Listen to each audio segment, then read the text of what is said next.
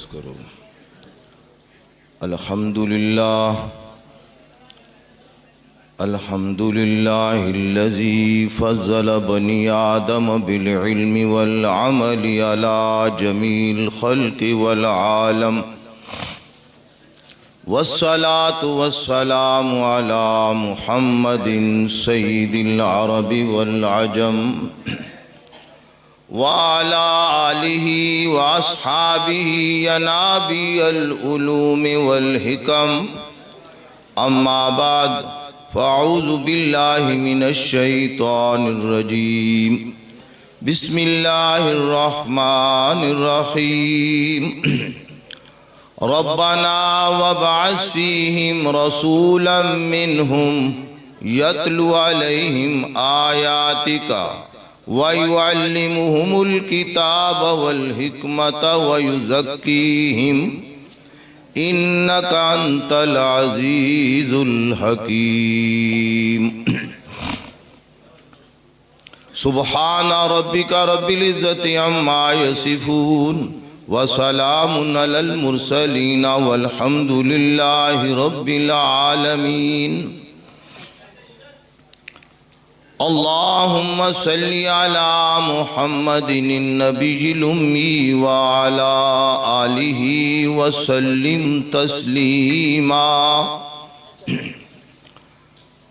تر رہے زباں میری ذکر نبی سے ہر دم، تر رہے زباں میری ذکر نبی سے ہر دم، ذکر اب اور کسی کا دل پہ گراں ہوتا ہے۔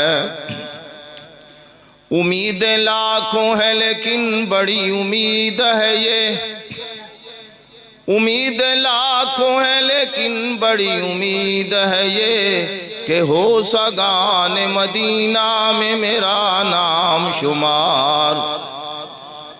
جیوں تو ساتھ سگان حرم کے تیرے پھروں، مروں تو کھائیں مجھ کو مدینہ کے مور و مار۔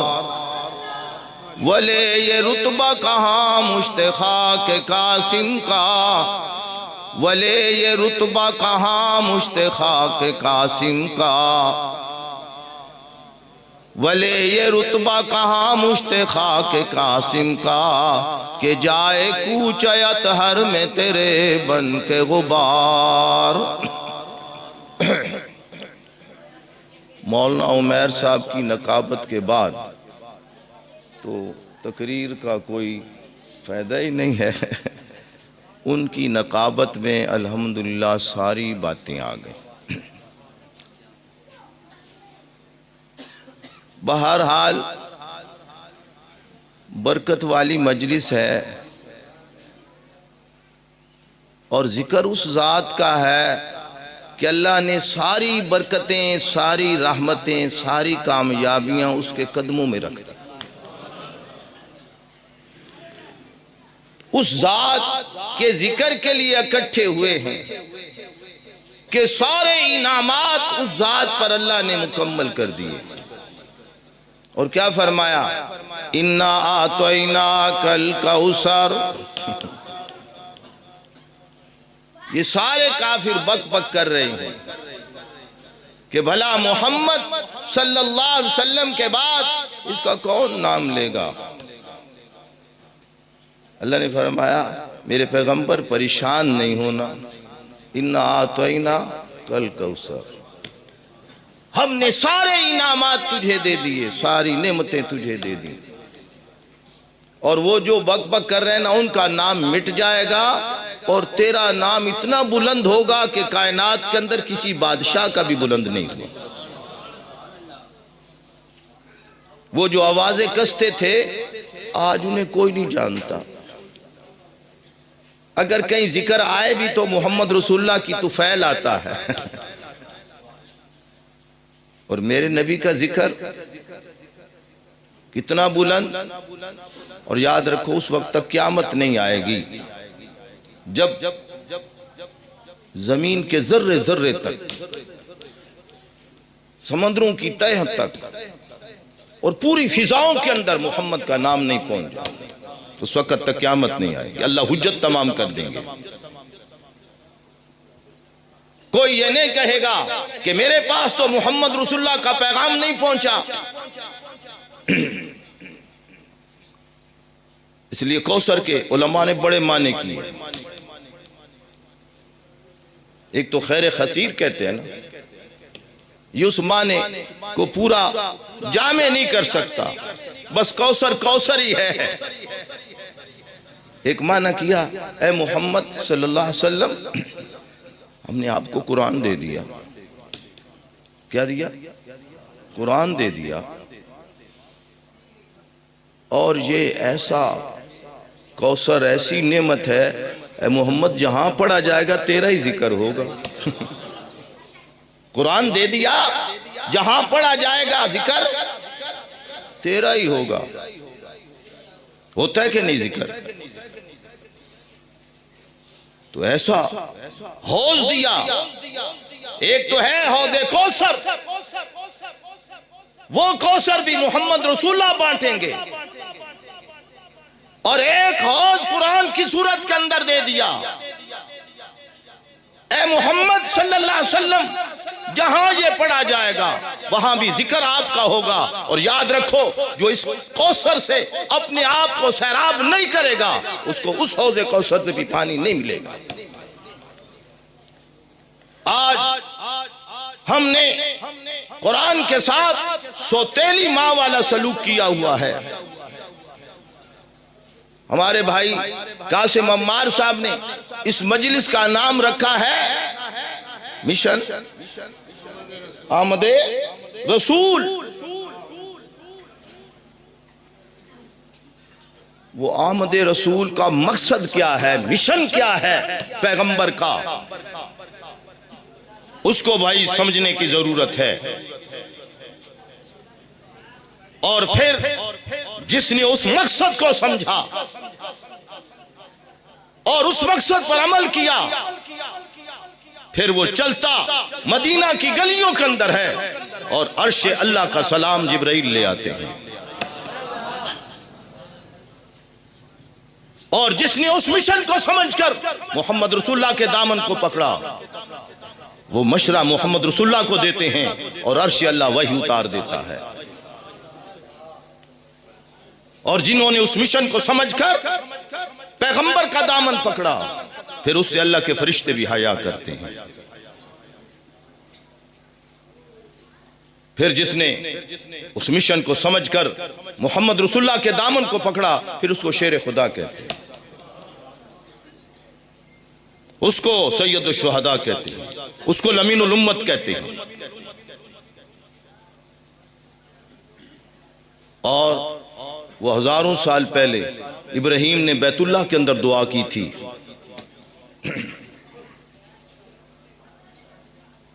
کہ جو آئے نا اس گھر کو آباد کرنے والا، اس کی پتہ خصوصیات کیا ہوں گی۔ ہزاروں سال پہلے محمد رسول اللہ کی آمد کا ابراہیم علیہ السلام نے مقصد بتا دیا، اور بیت اللہ کے اندر کھڑے ہو کر پہلا مقصد کیا کہہ رہے ہیں ابراہیم علیہ السلام، قربان جاؤں اللہ کے اس پیغمبر پر۔ بیت اللہ بنایا، اور وہ بھی اللہ کے حکم سے بنایا۔ اب اللہ سے دعائیں کر رہے ہیں، اور جو آخری دعا کی وہ کیا دعا کر رہے ہیں؟ اللہ میں نے یہ گھر بنا دیا تیرا، اس کا کوئی امام بھی ہونا چاہیے،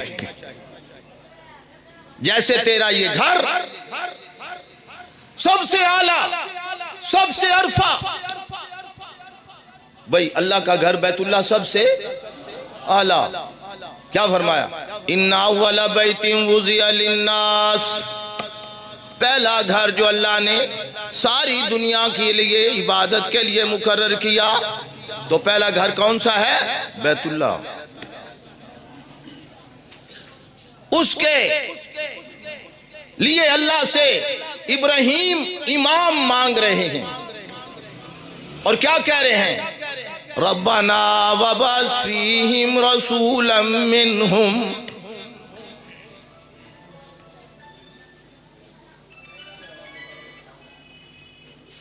بند کر دے. اے اللہ ان میں ایک رسول انہی میں سے بھیج.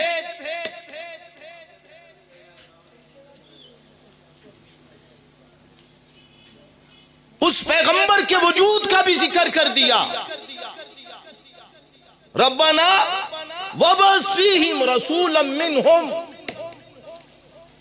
اللہ آسمانوں کی نورانی مخلوق نہ ہو,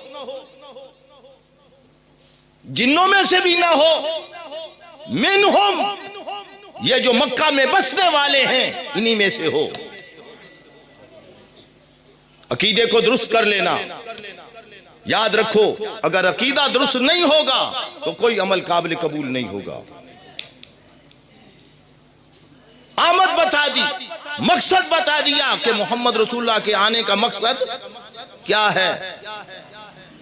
تو پہلی بات بتائی یتلو علیہم آیاتک. اے اللہ وہ ایسا امام ہو تیری آیتیں پڑھنے والا ہو, تیری آیات کی تلاوت کرنے والا ہو. قربان جاؤں محمد رسول اللہ صلی اللہ علیہ وسلم پر. جب تلاوت کرتے ہیں تو ابو جہل بھی سن رہا ہے, ابو سفیان بھی سن رہے ہیں. ساری رات گزر جاتی ہے. یتلو علیہم آیاتک.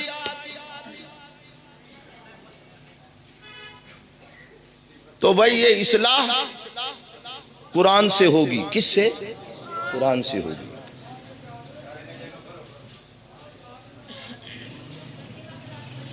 آپ صلی اللہ علیہ وسلم نے فرمایا کہ دلوں کو زنگ لگ جاتا ہے, دلوں کو زنگ لگ جاتا ہے.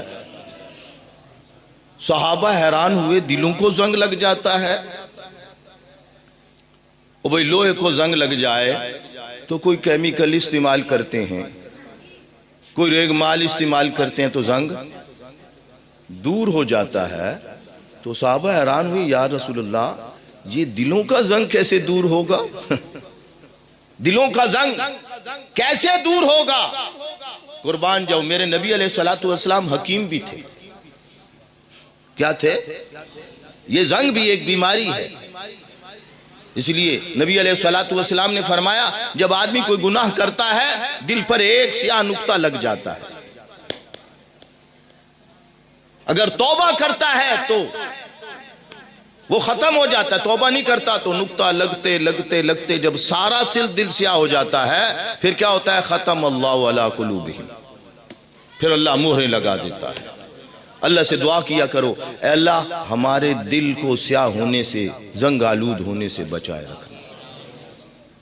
وہ زنگ کیسے دور ہوگا؟ یہ بیماری ہے ایک زنگ لگنا. اور صحابہ عرض کر رہے ہیں اللہ کے رسول اس بیماری کا علاج کیا ہے؟ یہ زنگ کیسے دور ہوگا؟ قربان جاؤں نبی علیہ السلام فرمانے لگے قرآن کی تلاوت سے اور موت کو یاد کرنے سے دلوں کا زنگ دور ہوگا. کس کو یاد کرنے سے؟ موت کو یاد کرنے سے اور قرآن پڑھنے سے دلوں کا زنگ دور ہوگا. اس لیے بھائی اپنے معمول بناؤ, یہ میرے پیغمبر کا پہلا مقصد ہے. یتلو علیہم آیاتک. خود بھی تلاوت کی. عمر بن طفیل دوسی رضی اللہ تعالی عنہ یمن کے رہنے والے ہیں, یمن کے سردار ہیں. ابو جہل کے مہمان ٹھہرے. ابو جہل نے آتے ہی کہا کہ ہمارے ہاں ایک محمد نامی شخص ہے, جو کوئی اس کی بات سنتا ہے اسی کا ہو جاتا ہے. تو انہوں نے کان میں روئی ڈال لی. کئی دن گزر گئے. ابو جہل روک رہا تھا, کان میں روئی ڈال لی کہ کہیں محمد صلی اللہ علیہ وسلم کی آواز بات میرے کان میں نہ آ جائے. لیکن اللہ نے بھی ہدایت کا فیصلہ کر لیا. اللہ بھی بڑے کریم ہیں. کہاں بھاگو گے, کہاں جاؤ گے؟ یہ تو تمہیں دور کرنا چاہتے ہیں اور میں تمہیں محمد کا غلام بنانا چاہتا ہوں. میں تمہیں محمد کا کیا ہے, غلام بنانا چاہتا ہوں. دل میں خیال آیا میں تو خود عربی کا بڑا ماہر ہوں, عربی زبان کو خوب جانتا ہوں. چلتے ہیں,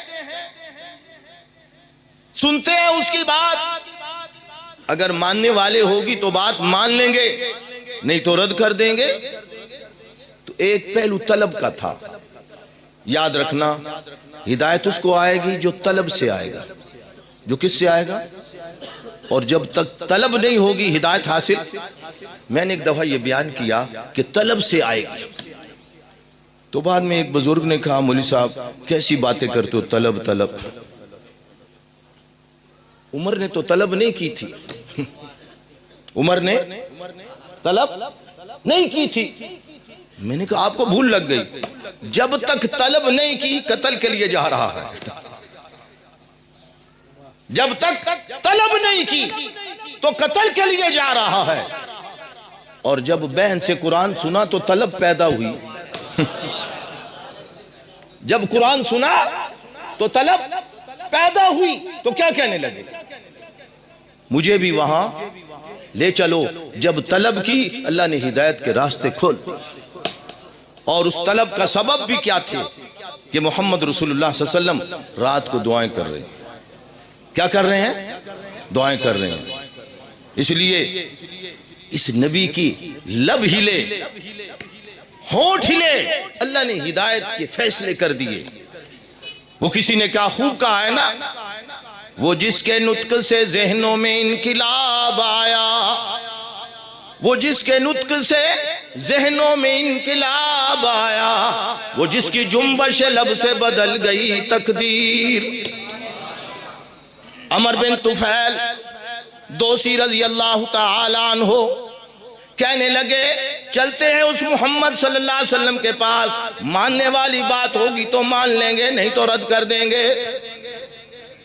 پہنچے تو بیت اللہ کے اندر محمد رسول اللہ صلی اللہ علیہ وسلم اللہ کا آخری کلام پڑھ رہے ہیں, تلاوت کر رہے ہیں. تو کیا ہے, یتلو علیہم آیاتک, یتلو علیہم آیاتک. عمر بن طفیل دوسی رضی اللہ تعالی عنہ نے سنا تو کیا کہنے لگے, ھذا کلام اللہ, یہ اللہ کا کلام ہے, یہ کسی بندے کا کلام یہ ہے. یتلو علیہم آیاتک. جب محمد صلی اللہ علیہ وسلم نے اللہ کی آیات پڑھی, اللہ کا قرآن پڑھا, تو اللہ نے لوگوں کی ہدایت کے فیصلے کر دیے. اس لیے جب یہ سورت اتری نا, انا اعطیناک الکوثر, تو اس کے کتنی آیات ہیں؟ 3 آیات.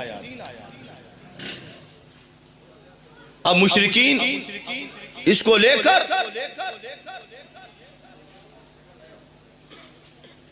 ایک بڑے عالم کے پاس لے گئے جو بڑا ماہر تھا, اور اس کی 100 سال سے بھی اوپر عمر تھی. یہ پلکیں جھک چکی تھی. اس نے یہ اٹھا کر دیکھا اور کہنے لگے اس کے ساتھ چوتھا مصرع لگا دو. شاعر ہوتے ہیں نا کہ ایک مصرع کسی کا لیا, ساتھ دوسرا اپنا ملا دیا.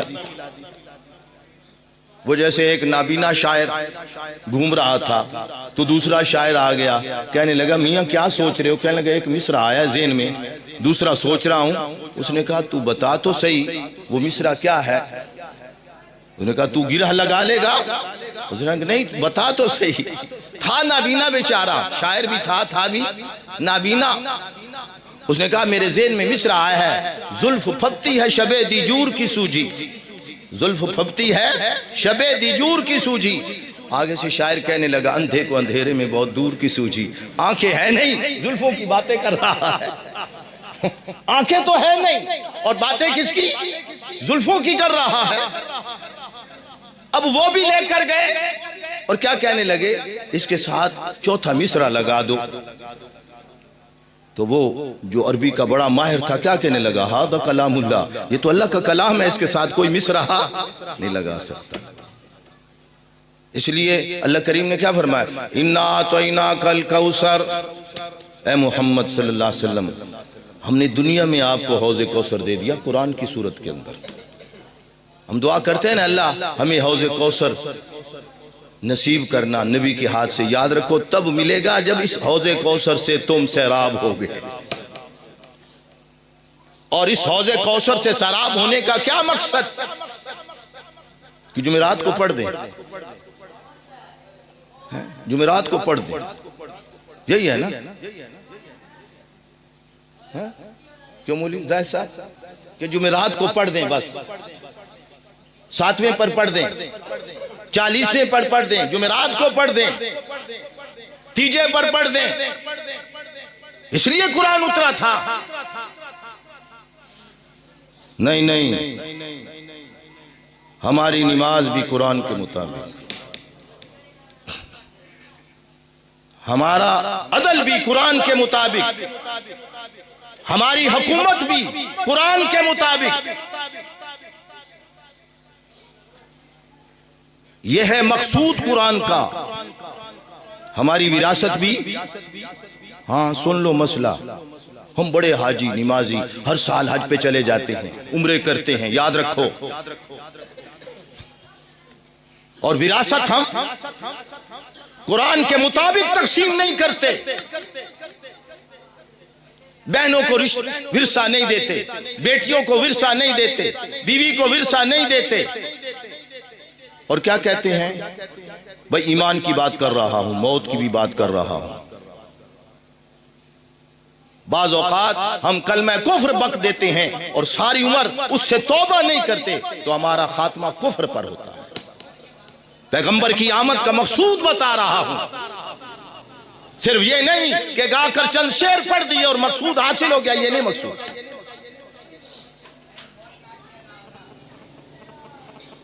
کیا کہتے ہیں کہ ہم وراثت کے اندر رواج کے پابند ہیں۔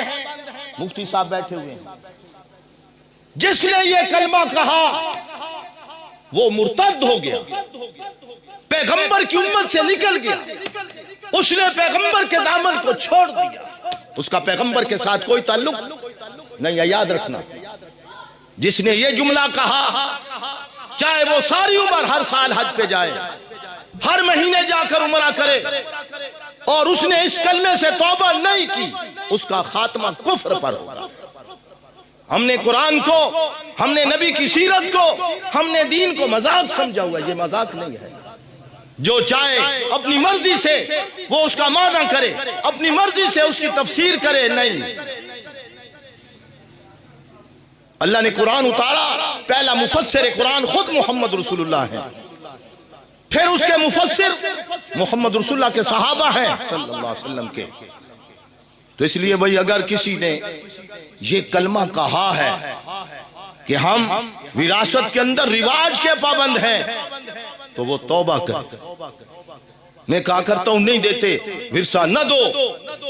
اس دنیا کی حقیقت کیا ہے جس کے لیے ہم بہنوں کا حق مار رہے ہیں، بیٹیوں کا حق مار رہے ہیں؟ اس کی حقیقت کیا ہے؟ قربان جو محمد رسول اللہ صلی اللہ علیہ وسلم پر جا رہے ہیں، گندگی کے ڈھیر پر ایک بکری کا مرا ہوا بچہ پڑا ہے، اور آپ صلی اللہ علیہ وسلم نے فرمایا کوئی ہے اس کو خریدنے والا، کوئی ہے اس کو خریدنے والا۔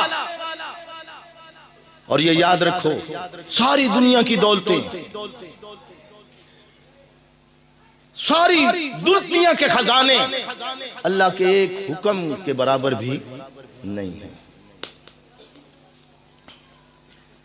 ایک حکم کے برابر بھی نہیں۔ تو آپ صلی اللہ علیہ وسلم نے کیا فرمایا؟ کوئی ہے اس کو خریدنے والا؟ تو صحابہ کیا کہنے لگے؟ اللہ کے رسول اس مرے ہوئے بچے کو کون خریدے گا؟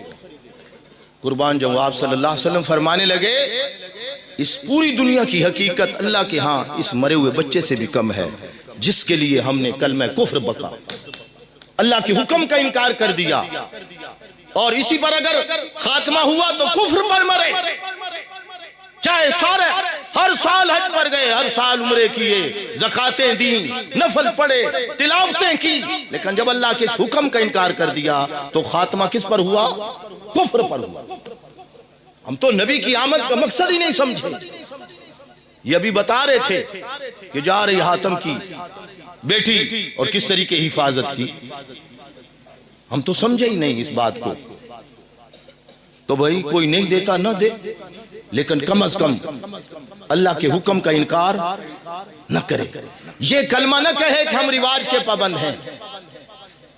ایسے ہی سود کو ہم نفع کہہ دیتے ہیں۔ کیا کرتے ہیں؟ سود کو نفع کہہ دیتے ہیں۔ بھئی سود نفع نہیں ہے۔ پیغمبر کی آمد کا مقصد کیا تھا؟ قربان جاؤں، اللہ کے رسول نے کیا فرمایا؟ میں فلاں قوم کے سود کو معاف کر رہا ہوں، چھوڑ رہا ہوں۔ اللہ کا رسول تو سود کو چھوڑے اور ہم سود کو اختیار کریں۔ تو بھائی اگر کوئی سودی کاروبار کرتا ہے، کرتا رہے، کرتا رہے۔ آپ کہیں گے دیکھو چھوٹ تو دے رہے ہو، چھوٹ نہیں دے رہا، ایمان بچا رہا ہوں، لیکن یہ نہ کہو کہ سود اور نفع برابر ہیں۔ اور کیا ہے؟ کیا کہہ دیتے ہیں یہ مولویوں کی بنائی ہوئی باتیں ہیں۔ یہ مولویوں کی بنائی ہوئی باتیں نہیں، یہ اللہ نے آسمانوں سے اتاری۔ اور پورے قرآن کریم کے اندر کوئی نماز چھوڑ دے تو اللہ نے نہیں فرمایا میرے ساتھ جنگ کے لیے تیار ہو جاؤ۔ کوئی زکوٰۃ نہ دے تو یہ نہیں کہ جنگ کے لیے تیار ہو جاؤ، فرمایا جو سود نہیں نہ چھوڑتا وہ پھر اللہ کے ساتھ جنگ کے لیے تیار ہو جائے، اور اللہ کے ساتھ کوئی جنگ نہیں کر سکتا۔ تو آمد کا مقصد کیا تھا؟ یتلو علیہم آیاتک، کہ وہ پیغمبر تیری آیتیں پڑھے، وَيُعَلِّمُهُمُ الْكِتَابَ، اس کتاب کی تعلیم بھی دے، پھر اس کے اندر جو فقہ اور طے کی باتیں ہیں وہ بھی سکھائے، وَيُزَكِّيهِمْ، اور تزکیہ بھی کرے۔ اللہ سے دعا کرو کہ اللہ تعالی ہمیں اپنے آخری نبی محمد رسول اللہ صلی اللہ علیہ وسلم کے نقش قدم پہ چلنے کی اللہ توفیق عطا فرما دے۔ وآخر دعوانا الحمدللہ رب العالمین۔